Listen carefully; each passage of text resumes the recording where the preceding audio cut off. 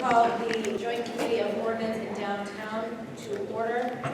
We are hearing before us tonight Council Order 2016-285. It is a council order relative to a land disposition agreement, Parcel H1 in the Hancock parking lot. Pursuant to the open meeting law, any person may make an audio or video recording of this public meeting or may transmit the meeting through any medium. Attendees are therefore advised that such recordings or transmissions are being made whether perceived or unperceived by those present and are deemed acknowledged and permissible. Madam Clerk, will you please call the roll? Council King. Present. Council Kroll. Present. Council DeBona. Present. Council Finn. Present. Council Harris. Present. Council Hughes. Council Leang. Present. Council Calmucci. Chairman McCollum. Present. Thank you. And in our packets here this evening, we do have an agenda. First up, we have an introduction and project background within the context of the URDP, the Downtown Urban Redevelopment Project, regarding guidelines and vision. Representing the Mayor's Office, Bill Geary, Special Counsel for the Mayor on our downtown development, as well as Rob Stevens, our downtown planner. Mr. Geary.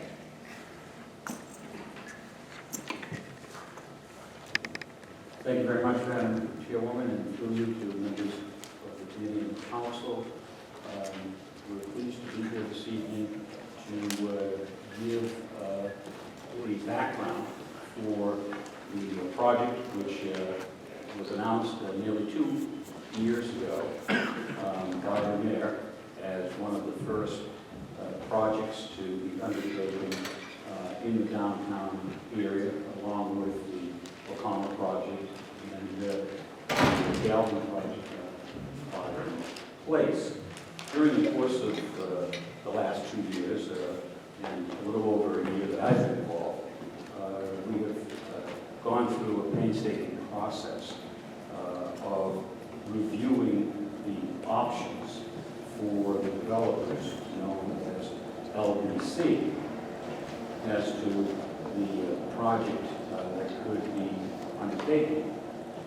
As a historical note, when departments of LBC first came to the city of Quincy and met with the mayor for the purpose of expressing their interest in developing projects in the city, the mayor gave them a challenge and essentially stated that challenge was put your money where your mouth is. If you want to develop in Quincy, buy property. And that indeed is what LBC and their partners proceeded to do, was to aggregate property throughout the downtown area. And the council will have an opportunity to look at some of those properties when the representatives of LBC make their presentation. And they aggregated property both along Hancock Street and along Parking Way. Much of that property, virtually all of that property actually, was commercial property. Some of them had tenants, others did not. On the Parking Way Ross lot side of the downtown, they were able to maintain commercial activities that were there, to introduce new commercial activities. Along Hancock Street, they decided that they wanted to aggregate a number of properties for the purpose of building a project there that they would otherwise be able to build by right.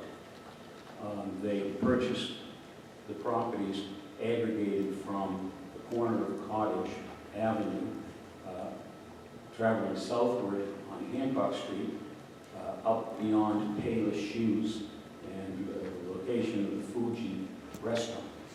And they had initially proposed building a project that would span that entire area. And that's the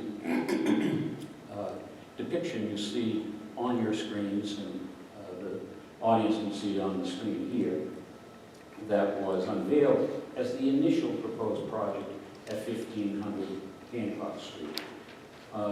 And the purpose at that time was to build a hotel. And we began talking with them about that particular project. That's when I started in my role, my current role as special counsel to the mayor. And as we looked at that project in the context of plans that have been developed for the URDP going back to streetworks, we were able to identify a number of issues that would constrain their proposed development. One was the fact that their property, one of their existing buildings, and also portions of the proposed new building, straddles a portion of a 100-year-plus drainage system that's sort of cobbled together over that 100 years. Portions of it are granite stones, others are corrugated pipe, others might be parts of a culvert. And the city had identified, and you will hear more about this from the city's engineer, that this drainage system, which drains a significant amount of area around the downtown area, is located directly under Hancock Street in front of the building you see pictured above. That infrastructure work was essential to not only accommodating development on that property, but development within the Hancock lot itself, because the drainage system runs through the Hancock lot on a route that zigzags on its way to Revere Road. The city, as part of identifying that civic need, infrastructure need, also relying upon the design guidelines within the URDP approved by the council, had a setback requirement. And just as you see at West of Chestnut, the sidewalk, the building is set back 20 feet back from the sidewalk. That same design feature is one that the city, in consonance with the URDP guidelines, wanted to ensure that this building would also be set back 10 feet. And finally, harkening back to the original plans by Streetworks, which remain in part in effect today as it relates to traffic flow and traffic accessibility for accessing the Hancock lot. Was a plan to extend Clyde Street across Hancock Street to provide vehicular access to the Hancock lot, particularly to service and access the new municipal garage, which is currently undergoing preliminary design, and which the administration will be bringing before the council in the next month or so, as those designs are advanced. And I said it finally before, but this is really finally. Finally, one of the other elements of the plan was to provide for new pedestrian access from Hancock Street into the Hancock lot. And we initially looked at a small passageway that would go between the building on the left, as you see it depicted on your screen, and into the Hancock lot. And that became the focus of a great deal of discussion as to both design and utility. What the city wanted to avoid was creating an alleyway. An alleyway similar to the one that exists directly across the street next to Iron Furnace. We all know what that looks like. We all know how uninviting it is for pedestrians to traverse that particular barren and unsightly area. We didn't want to create yet a second one across the street. And we began to talk about the best way to bring people to not only the garage when it is constructed, but a new civic space that will be an integral part of that structure and create a new civic square. And that's how we began to utilize the design services of Mr. Avi Shas of SNN Consulting Group, who will present to you this evening and explain to you the elements elements of the design that you will see both in your packet as well as depicted on the screen. Finally, we found a synergy here, a way to combine these various needs of the pedestrian way with a relocated drainage utility, so that we had a space that was going to be usable year-round, that would preserve our need for access to the utility thereunder, and fulfill what are now beginning to become interconnecting elements of both the development along Hancock Street as well as the development within the Hancock lot, and very importantly, at this location on Hancock Street, its connection, its connective tissue to the parking way area and the Ross lot area, where, as you know, the mayor announced that we are in discussions with the Parcel group for a very substantial commercial development on that side. We want all of these developments to be connected both for pedestrian traffic as well as vehicular traffic. So in doing this, we essentially restricted the amount of development that LBC could undertake by right, at both ends of their proposed building. At the north end with the proposed pedestrian passageway, which is now referred to as the atrium, because it's an indoor space that will belong to the city of Quincy. And on the south side, by the extension of Clyden Street, across Hancock Street, to provide vehicular access to the new garage. And so we began the design of this new building. As you'll see, it took on different metrics in terms of the size of the building, and by pushing the building back into the Hancock lot, we essentially forced that result, and thereby required us to look at swaps of land that would facilitate the development of their building, as well as fulfill the needs we had for a 10-foot setback on Hancock Street for the pedestrian way, also known as the atrium, at the south end of their building, and ultimately at the north end of the building, the space for a new extension of Clyden Street with some additional open space. And you'll see on this slide in the your packet a recitation of the metrics of those square footages. So, in essence, we asked LBC to accommodate all of these public needs that we wanted to assert on behalf of the citizens of Quincy, and they did so.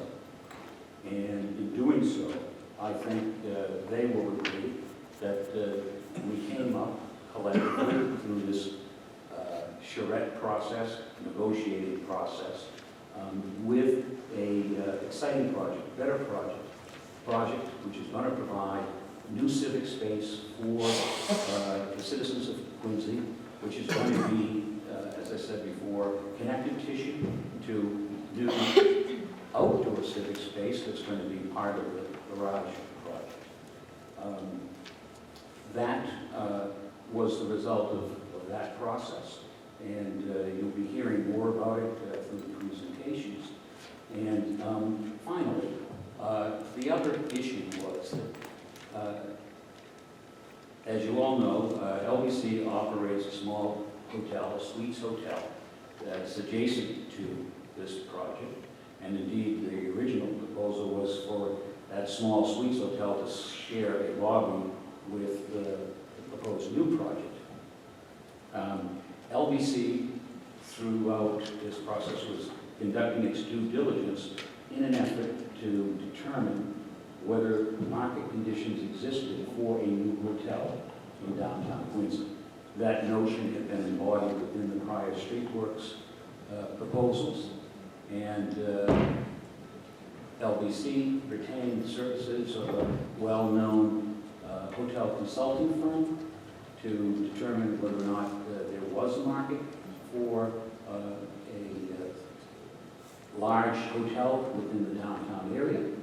And the results of that review was that there was not yet, as of this day, still, a market for such a hotel in downtown Quincy. Augmenting their efforts through the consulting firm, they contacted the several flags, several major hotel chains, and interacted with them directly, and they came back with the same answer. They indeed even entered into an agreement with one of those flags, and they went through the process of determining what it would require them to do to accommodate the request of the chain. And once again, it came back that there wasn't a sufficient market for such a use, and therefore, in their quest for financing for this project, they were unable to finance it. It was non-financeable. And as a result of that, we, with our independent expert, Dan McKinney, who you all know very well, is presented before the council, and has extensive experience in dealing with hotel projects on behalf of other public clients, such as the Mass Port Authority. With her knowledge of the hotel industry, she also ascertained that there was not a market sufficient to obtain financing for this project in downtown. So we also looked not only at a pure hotel, but we looked at a hybrid, where a certain number of units, as you see in places in downtown Boston, there are some hotels that have a combination of hybrid residential and hybrid hotel. We looked at that template, and unfortunately, that template did not work either. Consequently, the developers have come forth with a proposal for a residential project of 171 units, 36 of which will be convertible in the future. Sorry, did you say affordable? I didn't catch it. Did you say? I said convertible. Oh, convertible. Were convertible to hotel units if there is a market for such units in the future. Attached to the agenda that I just outlined is a fact sheet which contains a number of salient facts related to the project, and we'll be more than delighted to respond to any questions you may have. With that, I'd like to introduce the team from LBC to explain the investments that they've made in the city of Quincy in terms of the tax revenues that those properties that they have purchased yield to the city, as well as not only through property taxes, but through the hotel tax that their current hotel operation generates. And they will respond to any questions you have. So with that, I'll ask Mr. Alex Matoff, the designated redeveloper, one of the three designated redevelopers and an equity partner of LBC Partners, Jonathan Miller, who is the project manager for this project. Thank you, Bill. Mr. Gary, thank you very much. On behalf of LBC, we'd like to, and my partner, Mr. Shapiro, who is here in the audience, would like to thank the administration and the City Council for a great opportunity to be part of this amazing vision for downtown. We have started our journey here in Quincy about 2.5 years ago. We immediately recognized the potential and the need that the city has.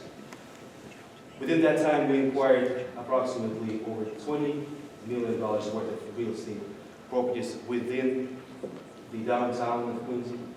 I'm proud to say that today in taxes, we are paying over $500,000 a year, and with a new project, that number will be over $1 million a year. With this, I'd like to introduce you to Jonathan Miller, who is a young, talented gentleman who is the project manager for this project, and he will be able to let you more into the details of the project itself. Thank you. Thank you, Alex. Thank you, councilors, administration, and everyone working with the redevelopment team. We've been here for the last 2 years now, Quincy, and we've seen a huge transformation.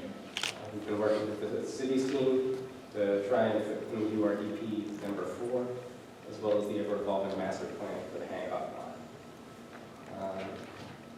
We started with Nova, which was a 28-room boutique hotel, and we took that from what was essentially a blighted rooming house to a 28-room hotel. Although this does not work on a larger scale at this moment, we're proud of it and the contribution it's made to downtown. As Alex said, we have many properties here in Quincy. They're on the chart in front of you. Most of them are on Hancock Street and on Parker Way. This new building, we've been working day in and day out on, and what's in front of you tonight has been a collective effort between us and the city responding to the issues with the first project. We spent $2 million in soft cost to date, out of pocket, developing this building program. And we're very proud of it. We hope that you share our enthusiasm for it tonight. And with that, I'm going to hand it over to Avi Shas to talk a little bit about the building itself.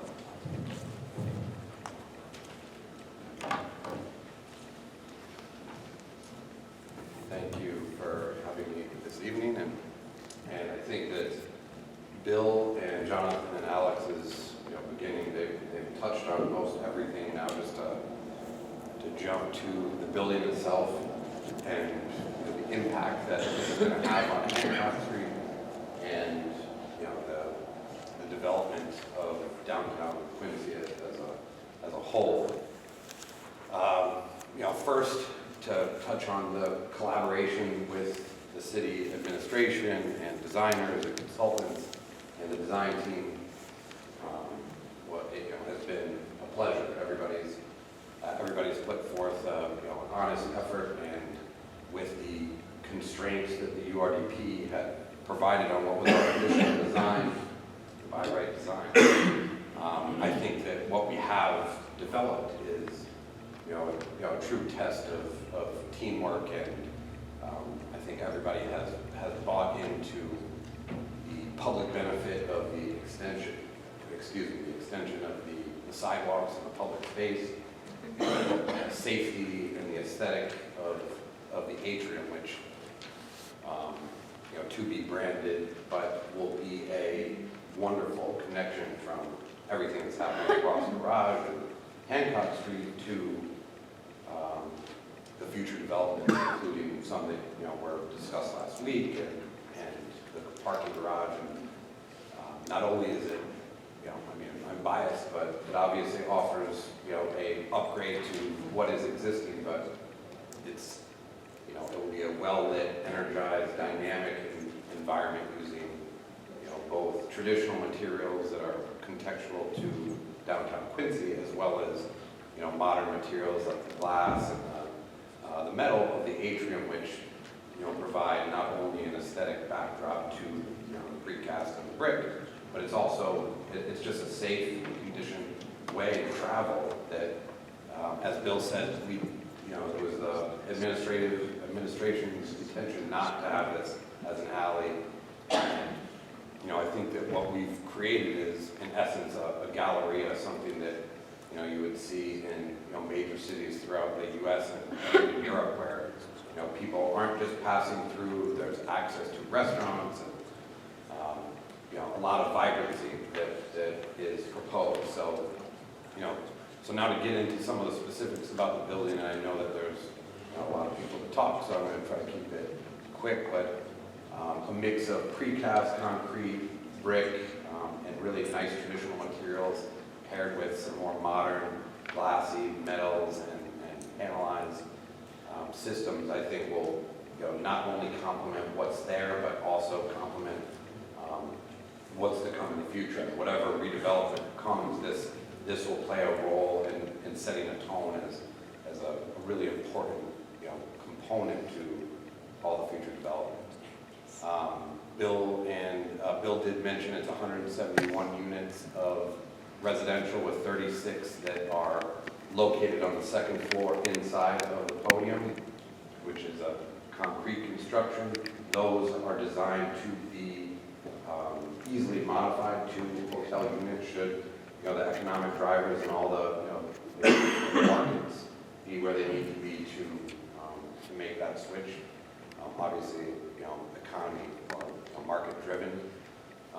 There's 15,000 square feet of commercial space on the first floor. Right now, we have 4 tenant spaces. There are a lot of interested tenants for the restaurant space, which is right directly adjacent to the atrium, kind of fills in a nice restaurant court with what's happening at West of Chestnut and Alba and all the restaurant development that's happening. It creates a nice little synergy and square. That, along with the additional sidewalk space, just is going to provide a really nice walking, connective tissue or connective fabric from what all the development that's happening. So, with that said, we can scroll through some of the other photos. A nice night shot, obviously trying to highlight not only the building itself, but the vibrancy of the atrium, the safety components of the lighting, the nice features there. And I guess I am going to leave it at that, and I will turn it over to. Oh, I'm sorry. So here's the interior shot of the atrium, which actually shows some of the permeability between the Hancock building, retail lobby, the atrium, the passage that a pedestrian would take from Hancock to the lot. Mike Fabiano from High Point will talk about the landscape and the features, exterior features outside of this, and as Bill mentioned, you'll get to hear about what is proposed for just across the road in the next month or so. So with that, I'll turn it over to David White.